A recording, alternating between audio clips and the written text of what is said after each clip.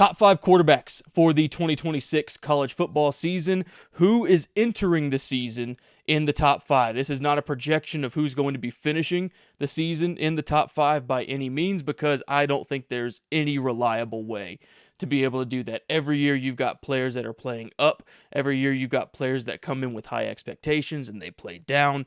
So who do I think is entering the season in the best position to be in that top 5 conversation? I'm actually going to start with a couple of dark horse candidates that we have to finish the season in the top 5 that aren't there right now. So I want to be fully clear. These are not current top 5 quarterbacks, but they're dark horses to finish the season in the top 5 if they do things the right way, if they play their cards right, and if they develop how they should. The first is Bryce Underwood at Michigan.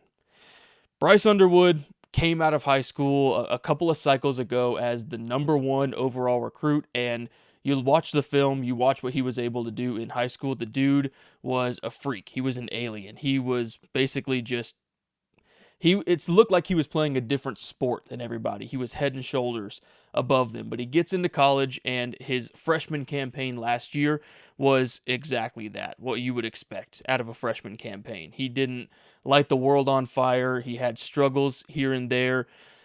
So this year, it's all about how can he develop as a quarterback, as a passer, and as the leader of that offense. He had flashes last year showing that he could be special. He had times where his arm looked really, really great. Obviously, his legs, he can run people over. He can run around you. He can juke you out.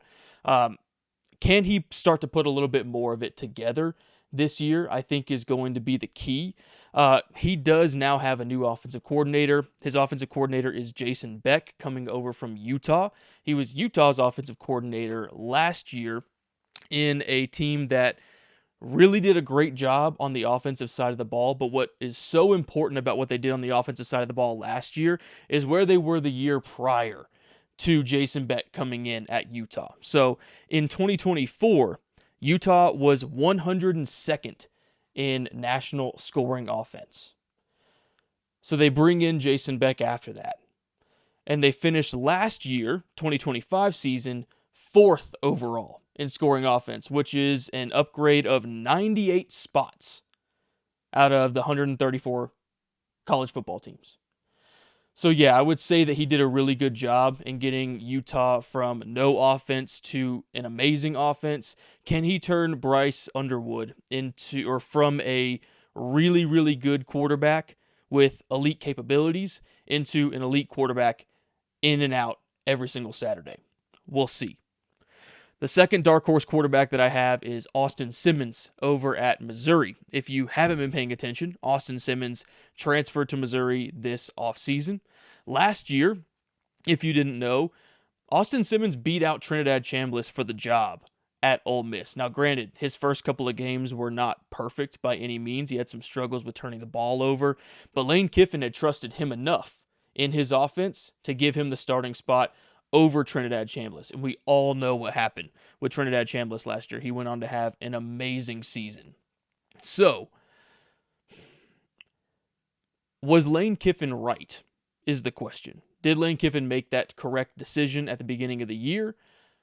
I think time will tell. Obviously, this year, if Austin Simmons can take that next step up, he's obviously coming off of injury as well, so how's he going to be recovering from that? But I think Drink over at Mizzou got a really good quarterback here, and he could easily, if he plays his cards right, finish the season in that top 5 category or in the top 5 to 10 of quarterbacks. All right, now we get into the actual top 5. I was going to say that these are in no particular order, but I think that's a cop-out, if I'm being quite honest. So I actually did put these in order of who I think the top 5 quarterbacks are coming into the 2026 college football season. At number 5, we've got Sam Leavitt at LSU. Sam Leavitt transferring over from Arizona State after coming off of an injury last year. He had surgery. It seems like everything's going well with his recovery coming into LSU. But Lane Kiffin, he got his quarterback, and really any quarterback under the Lane Kiffin system you think is going to at least be serviceable, if not be taking another step in their career to be really, really good, great, and even elite, again, as we saw Trinidad Chambliss playing last year. So Sam Leavitt coming off of a 2024 season where he had just under 3,000 passing yards, 24 touchdowns, and 6 interceptions. And then in 7 games last year, 2025 season, he had 1,600 passing yards, 10 touchdowns, and 3 interceptions. The question is, where's his confidence at with the recovery from his surgery? Can he still use his legs? Can he get out of the pocket? Can he rush for first downs? His legs were a weapon of his, and it also allowed the passing game to open up a little bit more because they had to respect him and his legs, keep a nice tight pocket around him. They couldn't always consistently rush as much, so they had to drop back into coverage. He does have to fix some accuracy issues. That's one thing I will say. As I was going through all the numbers of all the quarterbacks in the top 5, I believe he had the lowest completion percentage over the last 2 years. In 2024, 61.7% completion rate. 2025, 60.7% completion rate, so even a little bit worse than the year before. How is he going to improve there? A lot of that's going to rely on the LSU wide receiver core and how well they are going to be able to piece that together. They don't really have any big standout names that you would normally expect for LSU coming into the season, but LSU always has great receivers. So who's going to step up, if anybody, in that core to help out Sam Leavitt? Number 4, we have Julian Sayin over at Ohio State, coming into his redshirt sophomore year. Last year, he did not play poorly at all. 3,600 yards, roughly, 32 touchdowns, and 8 interceptions. But they were passing the ball around quite a bit with him, and we've got a new offensive coordinator coming in with Arthur Smith. Now, from everything that I read and everything I know about Arthur Smith, he loves to establish the run and be I don't know if run-first offense would be the right thing to say, but he wants to run the ball, and he wants to run it effectively. So, number one question is, are these numbers going to take a little hit for Julian Sayin? Is he going to still get as many yards passing? Is he still going to get as many opportunities to throw touchdowns? We'll see. Again, time will only tell with that whenever we get those first few games in this season. But it still is Ryan Day's team. Ryan Day loves to take shots downfield. He loves to open up the field, and he's also got the alien of all aliens in Jeremiah Smith as his number 1 receiver. Now, one big question is who's going to be his number 2, who's going to be his number 3. If Jeremiah Smith is the only one that emerges from that group as an elite receiver or as even a great receiver, it might get a little bit tough because teams can double up, teams can triple up. They can find ways to limit the effectiveness of Jeremiah Smith.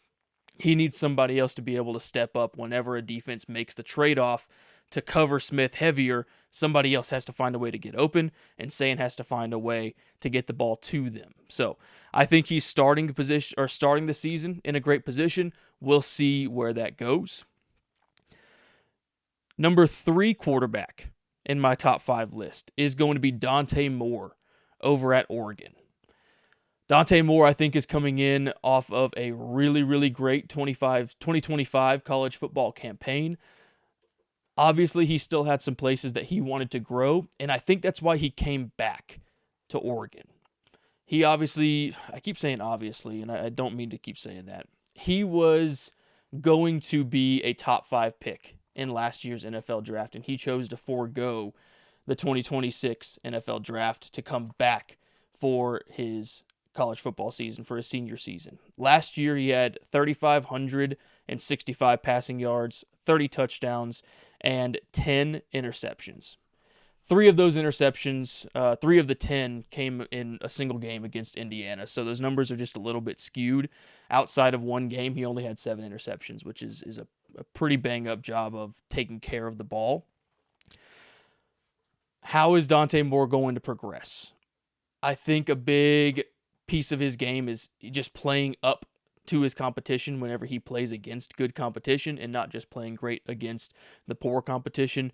He showed a handful of times last year that he was able to do that. I think he's a really good quarterback, and he's got DeCorian Moore and Evan Stewart at wide receiver. So he's got no shortage of talent trying to catch his passes. The question is, Can he get the ball to them consistently? I'm not sure what the O-line is looking like for Oregon right now. I need to dive into that a little bit more before the season starts. Can they keep him upright, and can he get the ball downfield? I think is going to be a big question, but he has the ability with those weapons at receiver to go and make a Heisman push, a Heisman campaign, and to obviously make a playoff push and a national championship push, which I know everybody at Oregon wants, especially Dante Moore. Probably another reason that he came back for this final season. We just need him to be more consistent when playing against elite competitions, especially elite defenses like Indiana had put on the field last year. All right, top two. Number two, we've got Darian Mensah transferred over to Miami, the transfer from Duke. Some people don't recognize or haven't been talking about the fact that he actually transferred from Duke to Miami alongside his number one receiver, who was also a 1,000-yard receiver, which is insane that we had a 1,000-yard receiver at Duke. I don't know how often that's happened in the past, but Darian Mensah moves over with his 1,000-yard receiver, Cooper Barkate. And we've also got Malachi Toney on this team, if anybody forgot. The freshman 18-year-old phenom from last year who basically just shook everybody out of their boots, ran everybody off of the field, and just made amazing play after amazing play after amazing play all year long, all the way to and through the national championship game. So I think Darian Mensah, let's go through his stats from last year because those are also nuts. 3,973 yards, so just under 4,000 passing yards.